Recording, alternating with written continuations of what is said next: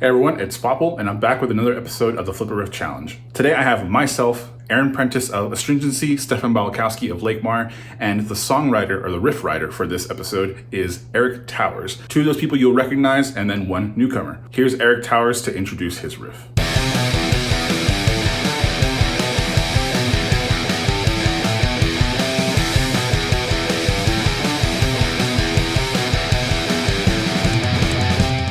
My name is Eric Towers, and I play guitar for a band called The Fallen. The riff actually started off as a post-chorus in another song that I had written with another band. And after the band split up and we stopped playing the songs, I always look back to that riff and I thought, oh man, that'd be really cool on its own, but I was never able to musically take it there. And I sent it to Faupel. I'm really looking forward to see what these guys did with the riff.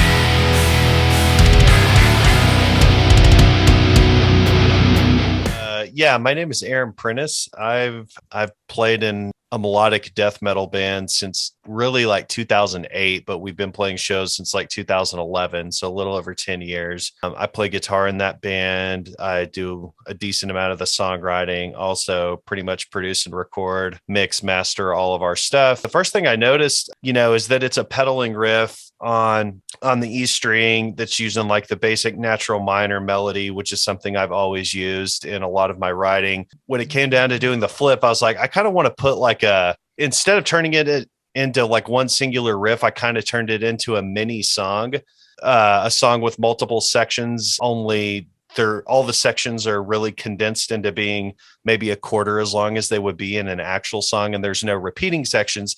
So I decided to use that riff to make a verse, a pre-chorus, a chorus, and a bridge, and just kind of threw it all together. So you'll be able to kind of hear hints of that melody here and there. I didn't spend like forever I was just like, how would I approach this in like the way I write songs now compared to how I used to and everything. So I kind of put a little bit of a death metal spin on it. So I hope y'all enjoy it.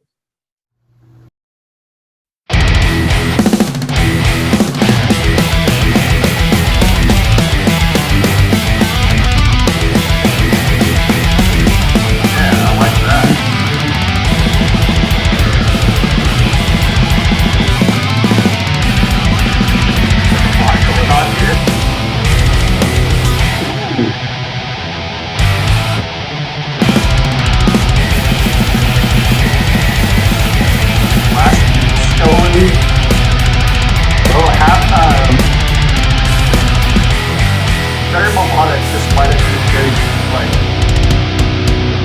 pedal stuff.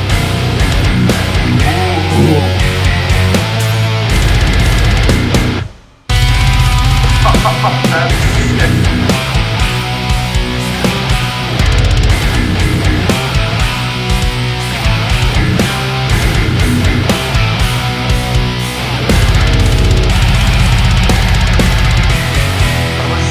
Dissonance in it. I love it. Really good. Okay. Sick. Hell yeah. There it is. All right. That was good. Yeah. Yeah, that was pretty shred-tastic, man. I heard a lot of nods to the original riff, but like you said, it was put like in a different light it sounded like a straight up like death metal thing to me, which is cool. I like that you broke it down there towards the end as well, and the quick little follow-up at the end just to say, all right, we're done. That was very tastefully done. Thank you. Transformation on that was pretty crazy. Like I'm like kind of blown away that you were able to do all that with that little bit that I sent you guys. I love like how fast it was. I love the double bass in it. I love like just the heaviness. It was dope. Thanks. I thought it was freaking sick. Like there was so much going on. It was fairly melodic, which I really enjoyed. There was just so much going on in my head that like I was trying to pay attention to that I forgot to like fully listen to the riff with what was going on. But it was a sick song, man. Good stuff. Yes. All right. I'm glad you enjoyed it. Yeah, man. All right.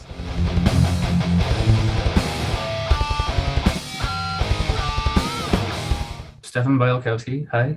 We've been introduced. I heard a line and I felt like that could either be like built up in like a chord progression kind of way, or it could become more of a texture. And so I started experimenting with it a little bit, playing it just straight at the 160 that it was delivered at. And I realized I wanted to play it like like in 16ths as opposed to eighth notes. And I started thinking in parallel about strange, complex music theory topics. And the one that came to mind, because it sort of identified with where I was emotionally. This is in like E minor, right? And I wanted to explore borrowing parallel major.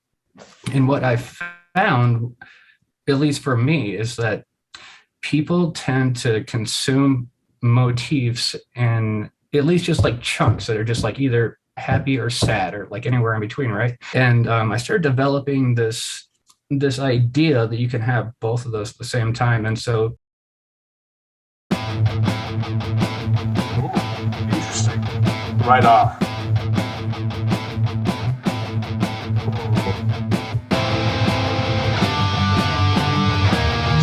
A lot of syncopation. I can't tell if it's off time or syncopation. But I'm digging it. Oh, it's definitely odd time, odd meter. Ooh, yeah.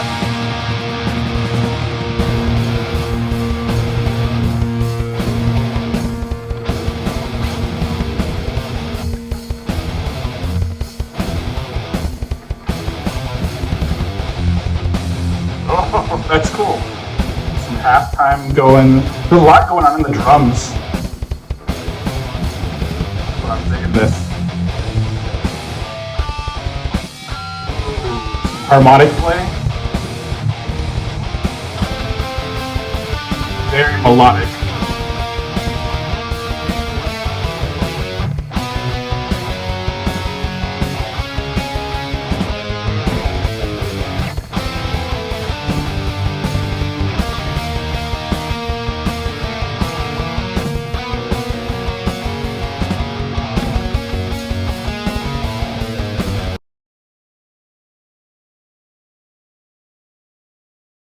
That was cool. You have a very interesting writing style, and I noticed it like it from the last Flip-A-Riff that we did, where you were the riff writer. Yeah. I really dug it. I really love like very technical stuff like that, and I love especially too how you completely changed it up, but still kept the vibe throughout the whole thing. So I tried. That was a challenge, admittedly. I was working like in two like parallels, and I knew they worked together, and I'm still kind of not sure exactly how they fit together. I really enjoyed it. I immediately thought that, you know, approaching it in like a happy and like a sad way, like, but in parallel, like that's kind of what melancholy is in a very general sense, or at least that's how most people like associate feeling of melancholy. I don't think this exactly, like, I think melancholy is probably oversimplifying what this song does. Knowing that you were trying to approach it that way, I definitely see kind of what you were trying to do. I thought it was sick. At the very beginning, I even said it to my camera. I was like, I can't tell if this is just like a cool syncopation or if this is odd meter. It definitely becomes very apparent in there. I was like, oh, this is really cool. I felt like I had to leave it like just like the most basic part of it for you to grab onto before I started going. Or I thought that I might have just lost everybody. Oh, you're talking to the right people too. I just had a quick question, like how would you add vocals to that, or how would you go about? So another part of this, I was originally designing this for vocals, and one of the guys that I work with, and okay, plug, fine, Lake Mar is my most recent project. He is very much interested in exploring these creative avenues with me, and so we thought we were going to work on this together for this Flip-A-Riff.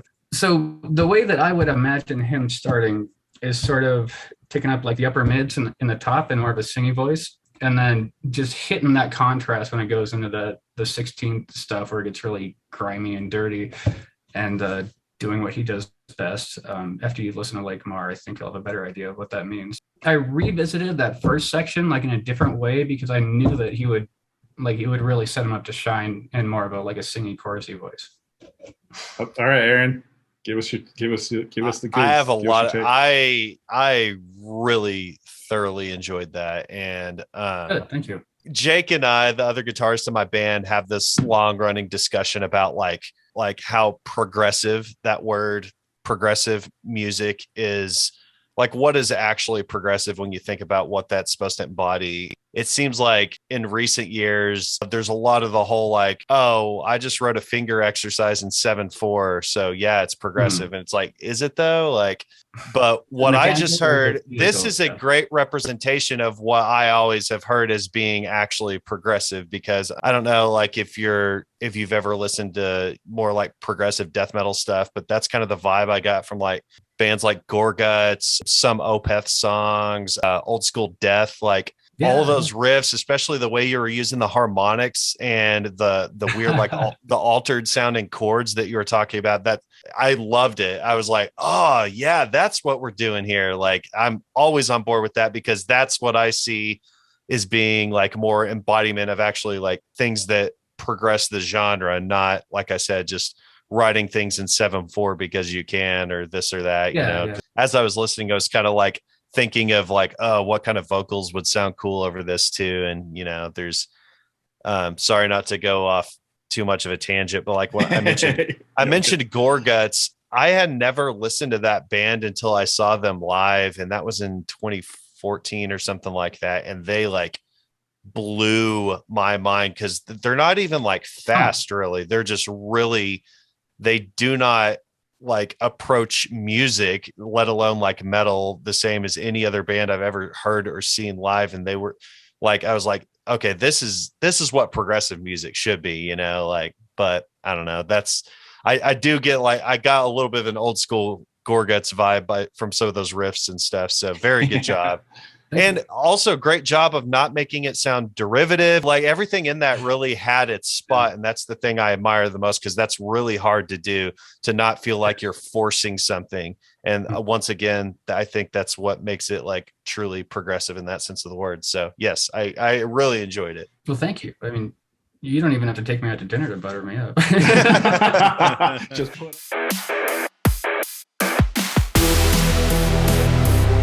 So mine is next, and I am regretting making myself the last presenter in this, because I have to follow. It's definitely hard to do with what we just did. I definitely wanted to make Eric's riff the star of this. I wanted to recontextualize it in a way that describes my childhood, and not like in any way other than this is the kind of the music that I grew up listening to, you know, like early 2000s alternative rock kind of thing. You know, I definitely mixed some genre in there, which I was excited to do. And of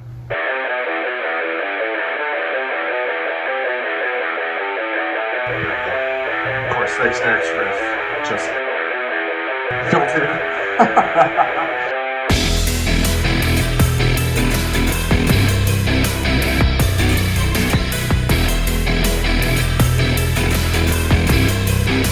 I don't know how I'm going to pull this off, like when I actually write this, but it sounds so chopped, and I really like that about this. Like, it sounds intentional, which I like.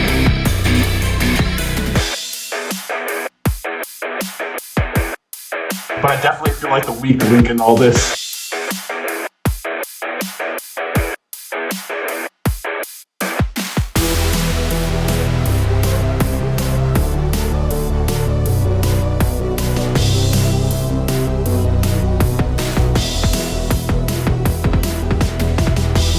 I think I did a good job on this, on the verse.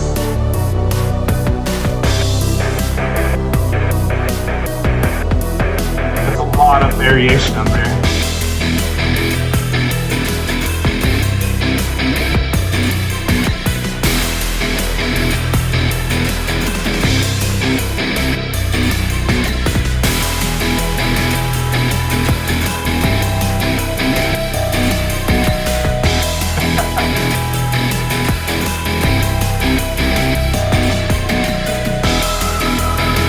A lot to say at the very end. I really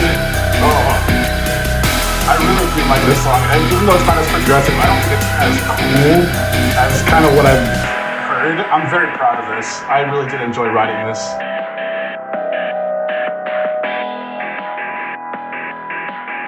Ooh, I like that. That's the very end. It's so clean.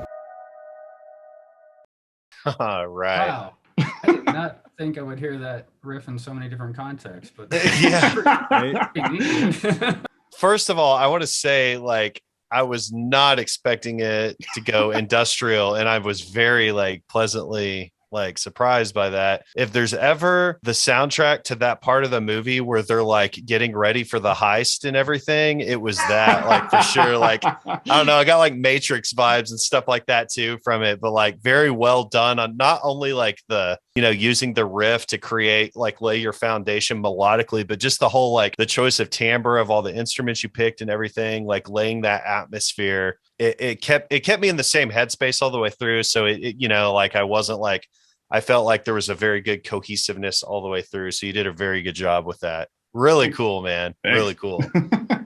The first thing that jumped out was not only just the riff, but you did something to the production of it that made it sound, I'm not sure if it was darker or eerier, or I'm not sure what that was. Like there's so much that was thrown at me over the sequence. I almost forgot what I listened to by the time.